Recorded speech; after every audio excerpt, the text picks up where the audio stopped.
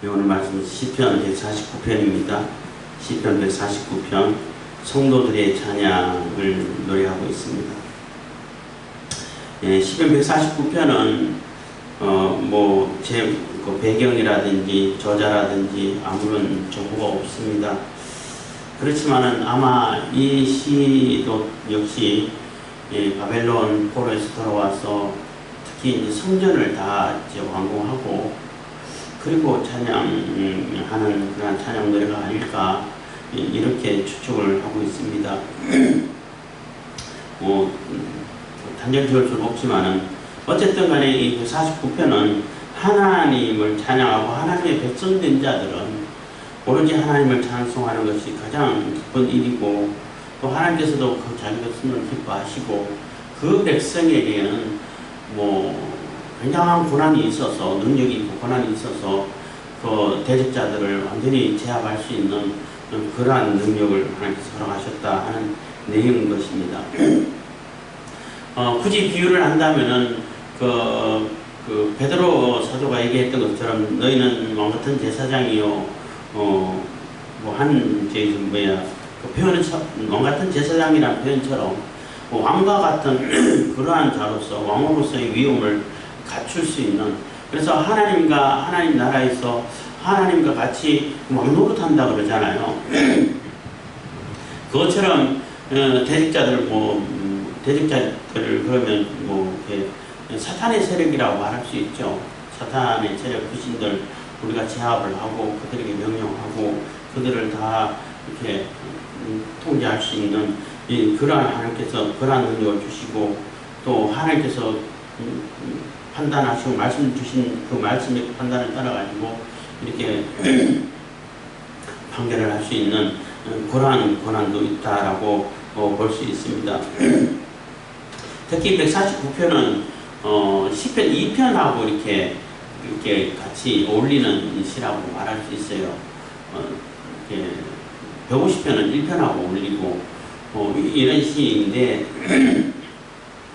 어쨌든 간에 이제 바벨론 포로에서 돌아와서 하나님의 성전을 다시 초라하지만 그래도 완공을 하고 다시 하나님의 백성으로서 살아갈 때에 하나님의 백성으로서의 온전히 삶을 살 때에 하나님의 백성으로서의 갖는 그 기쁨과 감격이라든지 또 하나님께 주신 은혜가 얼마나 크고 뿐만 아니라 대적들까지 제압할 수 있는 그런 큰 능력과 권능을 가질 수 있다라는 거예요. 그러니까 다시는 하나님을 배반하고 하나님을 떠나서 이 바벨론 포로라는 그런 욕을 당하지 않고 하나님을 떠나는 그런 어리석음을 범하지 말자 하는 그런 얘기가 되겠죠. 시편 149편 1절입니다. 할렐루야 새 노래로 여호와께 노래하며 성도의 회중에서 찬양할지어다. 그래서 할렐루야, 이 역시 할렐루야십니다. 할렐루야로 시작해서 할렐루야로 끝나는 시인데 새 노래로 여호와께 노래하며, 새 노래라는 얘기는 늘 얘기합니다만은 물론 새로 작곡한 것도 새 노래일 수도 있고 이렇게 거듭나서 다시 태어나서 부르는 노래, 그게 바로 새 노래죠. 그러니까 구원의 노래를 얘기하는 거예요. 구원의 노래, 심판의 노래, 심판의 노래, 창조의 노래, 이게 다 새 노래라고 말할 수 있는데 특히 이제 새 노래 그러면 구원의 노래를 대체적으로 얘기하고 있어요. 내가 구원받은 백성으로서 또 구원받은 백성이 하나님께 그 구원의 노래를 이렇게 부를 때 그게 바로 새 노래라는 거예요. 물론 문자적으로 하면은 새로 작곡하고 또 어떤 분은 요즘 나오는 봉숭아들 같은 경우 찬양들 보면은 새로 나오는 찬양이 많잖아요. 근데 나이 드신 분들은 그 새로운 찬양이 너무 어렵다는 거지. 이게 워낙 이렇게 단순하지 않고 변형 코드가 많고 이러다 보니까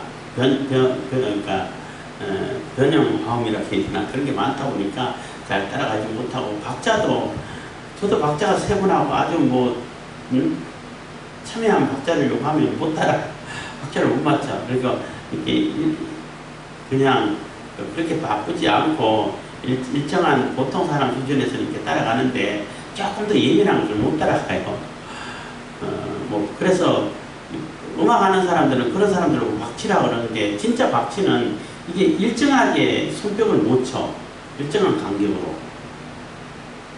음치는 음의 높이가 구분이 안 되는 사람이라고 그래요.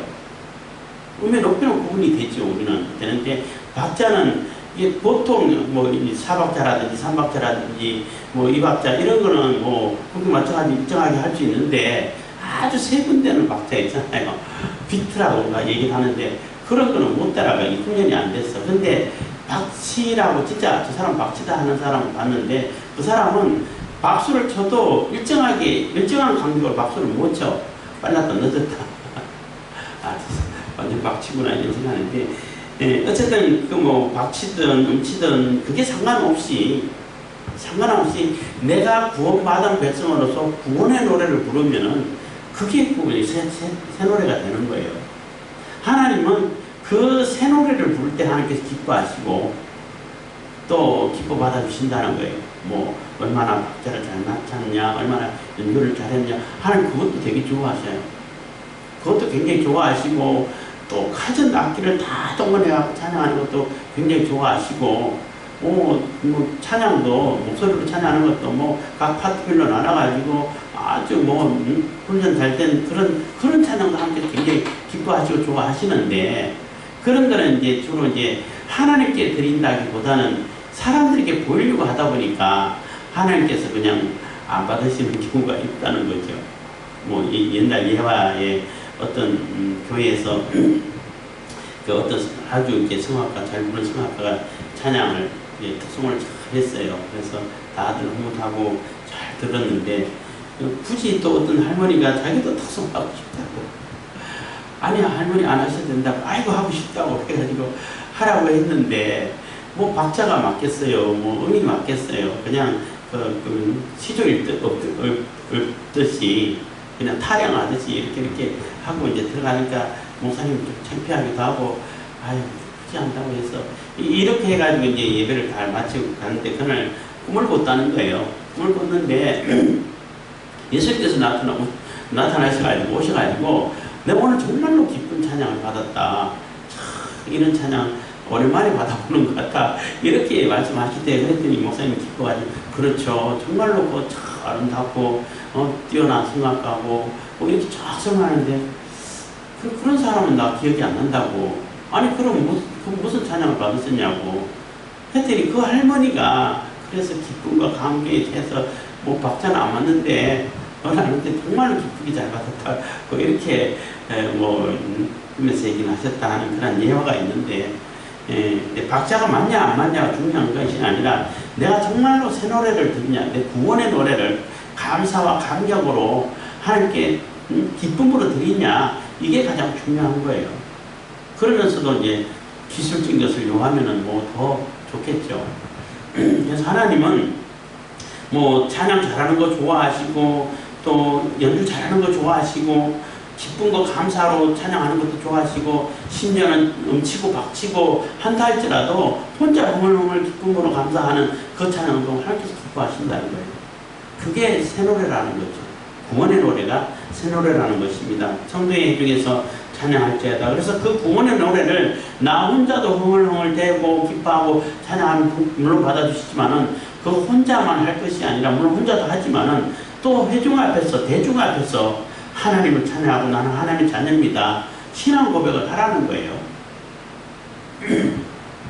그래서 성도의 회중에서 찬양할지어다. 2절 이스라엘은 자기를 지으신 자로 인하여 즐거워하며 시온의 자민은 저희의 왕으로 인하여 즐거워할지어다. 해서 이스라엘은 자기를 지으신 자로 인하여 그래서 왜 찬양해야 되냐?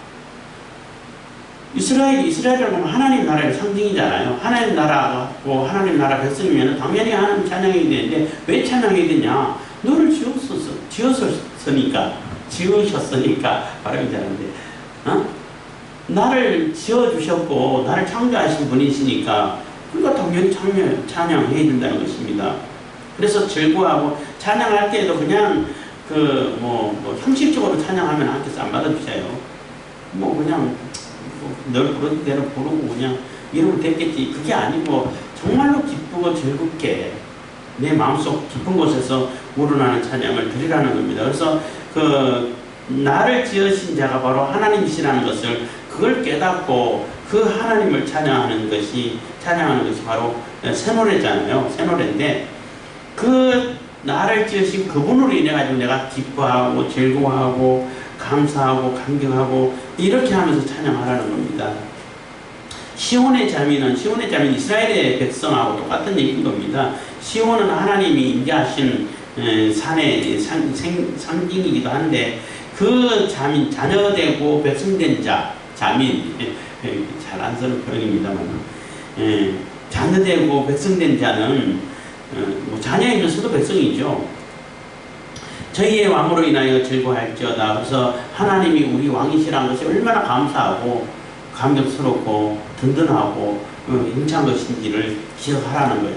다시는 하나님을 배역하고 잊어버리고 떠나가지고 하나님이 우리 하나님이신지도 모르고 왕이신지도 모르고 딴 데 우상 숭배하고 딴 나라에 기웃기웃거리고 그러다가 바벨론 포로 당하고 성전도 다 부서지고 그러지 않았냐는 거예요. 이제는 절대 그러지 말고 하나님이 우리의 왕이시고 하나님이 여호와 하나님이 우리 하나님이시다. 천지를 창조하시고 전지전능하신 그 하나님, 어마어마하신 하나님이 우리의 하나님이신데 어떻게 안 기쁠 수 있냐는 거예요. 어떻게 즐겁지 않을 수가 있냐는 겁니다. 그래서 시온의 자매는 저희의 왕으로 인하여서 우리 하나님이 우리 왕 되심으로 인해 가지고 즐거워하라는 것입니다. 기뻐하고 즐거워하라는 겁니다. 너무 기뻐서 3절 춤추며 그 이름을 찬양하며 소고와 수금으로 그를 찬양할지어다. 그래서 춤도 추고 또 뭐 이제 몸 찬양회가 한때는 한동안 유행할 때도 있었죠. 요즘도 하시는 분이 계신데 그것도 하나님께서 굉장히 기뻐하시는 일이라는 거예요. 몸으로 이렇게 춤을 추면서 몸으로 표현하면서 찬양하는 것도 기뻐하신다는 겁니다. 그렇게 찬양하고 또 뭐 다른 데는 손뼉 치면 찬양하고 뭐 이런 것도 다 하나님께서 기뻐하시는 일이죠. 그래서 춤추며 그의 이름을 찬양하며 서구와 수금으로 그를 찬양할지어다. 그래서 뭐 북치면서 수금으로 연주하면서 또 노래로 찬양하면서 내가 찬양할 수 있는 그러한 도구는 어떤 도구라도 이거는 되고 이거는 안 돼 이런 게 없다는 거예요. 내가 잘 연주할 수 있고 내가 또 이게 드럼이라고 그러죠. 그걸 정말로 박자 리듬을 잘 맞춰치면은 정말 멋있어요. 부럽죠. 나도 그러고 싶은데 잘 안 돼서 문제지. 치는 거예요. 왜 못 치겠어요? 다 칠 수 있는데 내가 원하는 박자가 안 나오니까 그게 문제죠.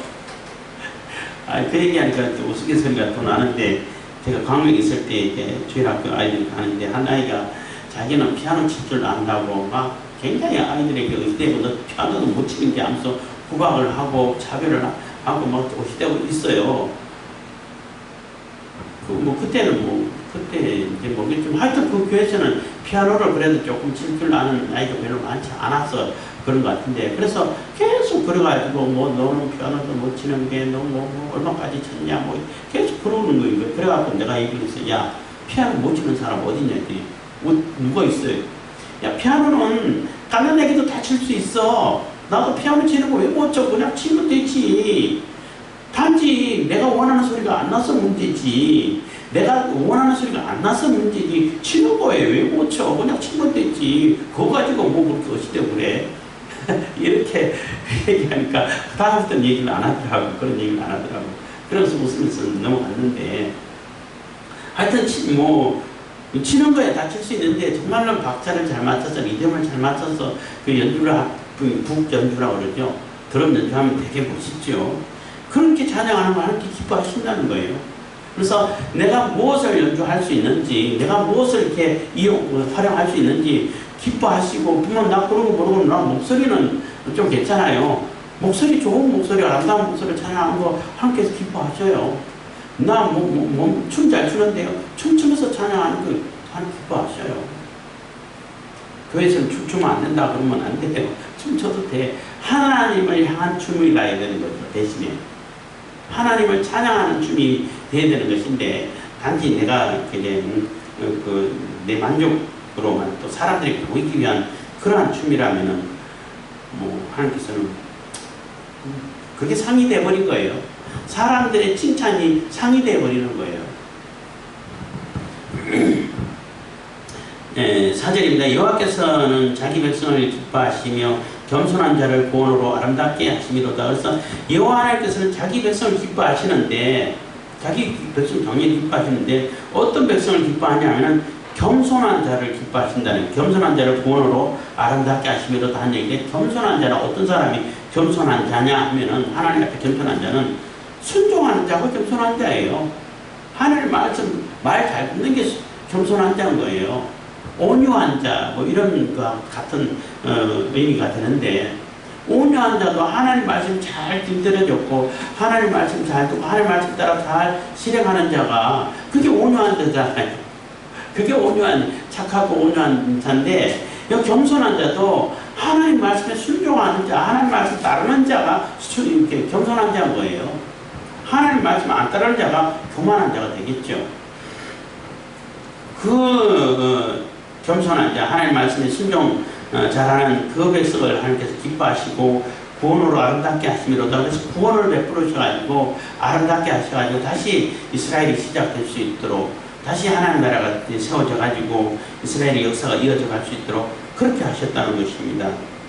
5절, 성도들은 영광 중에 즐거워하며 저희 침상에서 기쁨으로 노래할지어다 해서, 성도들은 영광 중에 즐거워하며 하나님의 영광 가운데서 기뻐하고 즐거워하고 감격하고 할 뿐만 아니라 저희 침상에서, 침상이라는 것은 어떤 것이에요? 그냥 이제 하루를 끝내고 조용히 쉬고 할 텐데, 이게 평안한 잠도 뭐 근심 걱정이 없고 외부 환난 같은 것이 없고 할 때 평안한 잠을 잘 수 있잖아요.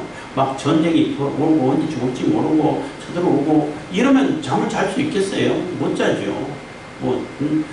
그 침입자가 들어와가지고 막 침범하려 하는데 언제 침략해올지 몰라가지고 막 경계를 해야 되고, 이렇게 잠을 못 자는 거예요. 그리고 내부적인 환난이 있어가지고 근심 걱정이 많아가지고 이게 잔뜩 쌓여 있으면 잠을 잘 수 있겠어요? 못 자죠. 그러니까 하나님이 우리 하나님이시면은 그런 거 하나도 다 없고 샬롬, 그러니까 평화의 상태가 되겠죠. 그래서 하나님께서 주시는 그 평안 속에서 잠을 청할 수 있고 하루를 이렇게 마무리할 수 있는데, 그곳에서도 하나님을 감사하면서 찬양하면서 기뻐하면서 찬양하라는 거예요.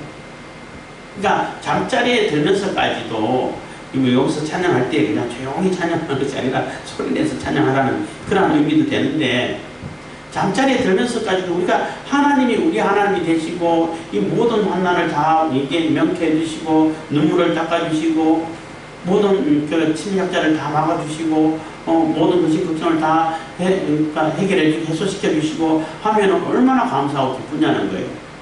그래서 침상이라 그러면 개인적인 그 공간이잖아요. 뭐 회중이 없어요. 나 혼자 나만 은밀하게 가질 수 있는 그런 그 공간인데, 그 공간에서도 하나님을 찬양하라는 거예요.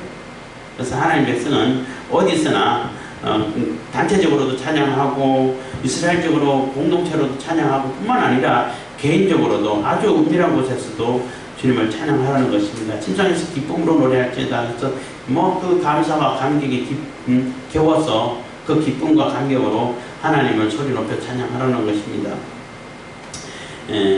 6절입니다. 그 입에는 하나님의 전령이요 그 수중에는 두날까지 칼이로다. 그래서 그렇게 하나님을 찬양하고 하나님을 우리 왕으로 모시고 또 하나님의 온전한 백성으로서 자녀로서 이런 삶을 살게 되면은 우리 입에서는 늘 하나님의 찬양이 나오게 되기 때문에 하나님의 영광이 나타난다. 우리를 통해 가지고 나타난다는 거예요. 그 입에는 하나님의 전령이라는 얘기는 하나님의 영광이 우리의 찬양 소리를 통해 가지고 우리의 찬양의 삶을 통해 가지고 하나님의 영광이 나타난다는 거죠. 그리고 그 수중에는 두날까지 칼이로다 해서 수중에는 두날 가졌다는 거예요. 날 아주 예리한 칼은 심판을 얘기하는 거죠. 하나님 말씀으로 심판을 실행할 수 있어야 되는데, 어떤 심판이냐 하면은 어떤 분은 이게 그 정의와 사랑 이런 표현을 쓰다. 두 날이니까 한쪽 날만 이렇게 날카로우면은 안 된다는 거예요. 양쪽 날이 다 날카로워야 되는데, 하나는 정의는 이게 뭐 법이죠. 이게 하나님 법을 이탈한다든지 왜곡시킨다든지 이러면은 가차없이 잘라야 되는 거고 결단을 해야 되는 것이죠. 뿐만 아니라 사랑의 칼날도 예리해서 이해해주고 또 긍휼히 여겨주고 또 배려해주고 들어주고 권면해주고 위로해주고 이러한 칼날도 날카로워야 된다 이렇게 설명하시는 분이 계셨는데 뭐 의미가 있죠.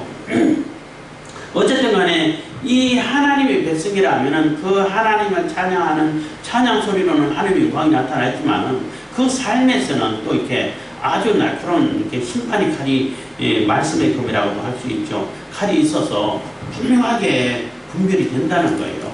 이게 하나님 말씀이다. 아, 이건 하나님 말씀 아니다. 이게 하나님 사랑이다. 하나님 사랑 아니다. 이거 분별할 수 있어야 되는 것이고 분별해서 아닌 것은 단칼에 아니라고 자를 수 있어야 되고 또 하나님의 사랑이면 사랑을 베풀 수 있어야 되고 해야 된다는 것입니다. 그래서 굉장한 권능과 권력과 권능이라고 말할 수 있죠. 권세와 권능이라고 말할 수 있죠.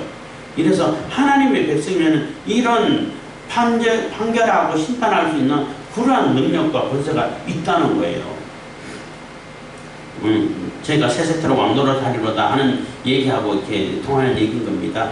이것으로 열방에 보수하며 민족들을 벌하며 그래서 열방에 보수한다는 얘기는 물론 멈춰가는 것은 하나님께서 하시는 일이시지만은 그 열방 여기서 말하는 열방은 하나님을 대적하고 이스라엘 백성들을 막 괴롭히고 이랬던 그 하나님의 대적자들에 있어가지고 우리는 왕권으로서 권세로 그들을 대적하고 그들을 물리치고 그들을 제압하고 이게 심판하고 이렇게 할 수 있다는 거예요. 물론 그 원래 심판의 주권은 다 예수님께 있죠. 예수님께 있는데 우리가 배심원으로서 쉽게 비유를 든다면 그래요. 배심원으로서 같이 그 예수님께서 심판하시는데 동참할 수 있다는 거예요. 저희 왕들은 사슬로 저희 귀인들은 철고랑으로 결박하고 그래서 완전히 결박시킬 수 있다는 거죠. 사탄 세력 또 귀신들 결박해가지고 쫓아낼 수 있죠. 축기 이런 것도 쓰는데 쫓아낼 수 있는 거예요. 우리가 그만큼 당당하고 하나님의 백성이면은 그만한 권세와 권능이 있는 거예요. 근데 그 귀신들을 무서워하면은 이게 믿음이 약한 자고 아직 하나님에 대한 확신이 없는 자일 수밖에 없죠. 정말로 하나님에 대한 확신이 있고 하나님 백성된 자면은 이런 권세가 있고 권능인데 예수 그리스도의 이름의 능력이 있는데 귀신들이 날 무서워해야지. 안 그래요? 내가 귀신 무서워하는 게 아니라 귀신들이 날 무서워해야 되는 겁니다.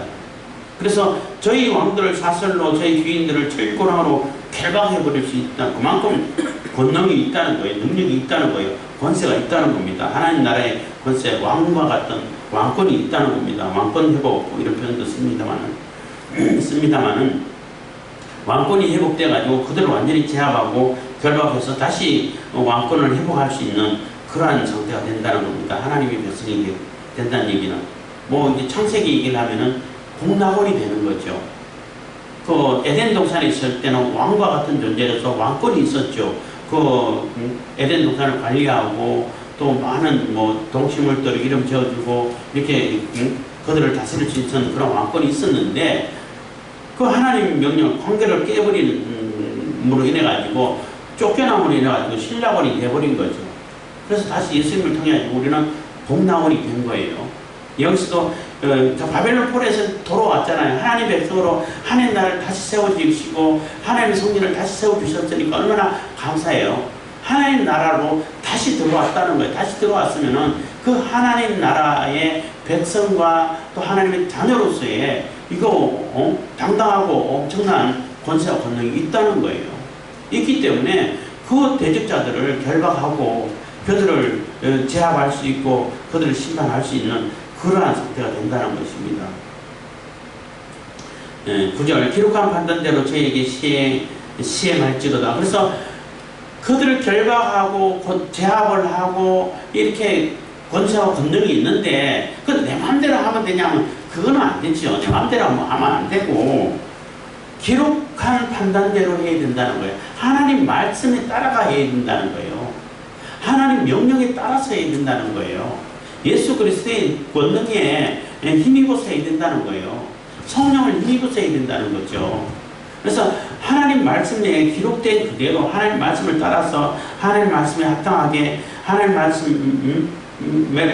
말씀을 근거로 그렇게 그 판단대로 저에게 시행할 수 있는 것이지, 하나님 말씀 상관없고 하나님 명령 상관없고 예수님하고 관계없이 내 마음대로 되냐? 안 돼요. 그러면 오히려 망신당하죠.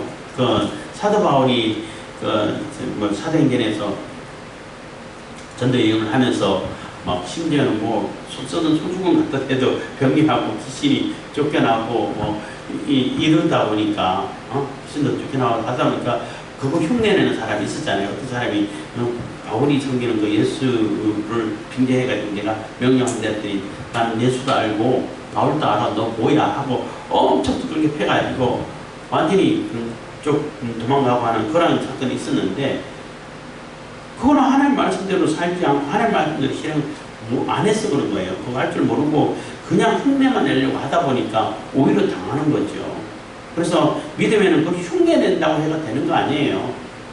물론 안 하는 것도 흉내 내면은 조금 이렇게 내가 믿음을 얻는데 도움은 될지 모르겠지만 그건 믿음이 아니에요. 믿음의 능력이 안 나타난다는 겁니다. 진실로 내가 그 믿음을 가지고 또 성령의 능력을 힘입어서 하나님 말씀 따라서 믿음의 확신을 가지고 실행할 때에 그게 실행이 된다는 것입니다. 그래서 기록한 판단대로 저에게 시행할지로다. 이런 영광은 그 모든 성도에게 있도다. 할렐루야. 그래서 이러한 사탄을 제압할 수 있고 사탄의 세력, 귀신의 세력을 제압할 수 있는 이러한 능력, 그러니까 하나님의 대적자들을 대항할 수 있고 싸울 수 있는 그러한 권세가 있는 능력, 그러한 권세는 하나님의 백성이면은, 성도면은 다 있다는 거예요. 어떤 특정한 목사님이나 특정한 어떤 몇 사람만 있는 것이 아니라 사도라든지 이런 분들만 있는 것이 아니라 성도면은 다 그런 권능이 있다는 거예요. 너희들은 다 왕같은 제사장이라는 거죠. 왕권을 가지고 있다는 겁니다. 왕노릇 한다는 거예요. 그래서 하나님의 백성이면은 이러한 권세가 있고 이러한 능력이 있고 이러한 왕권이 있고 권능이 있는데, 성도라면 다 있는데 그거를 몰라서 여기서 이제 하고자 하는 얘기예요.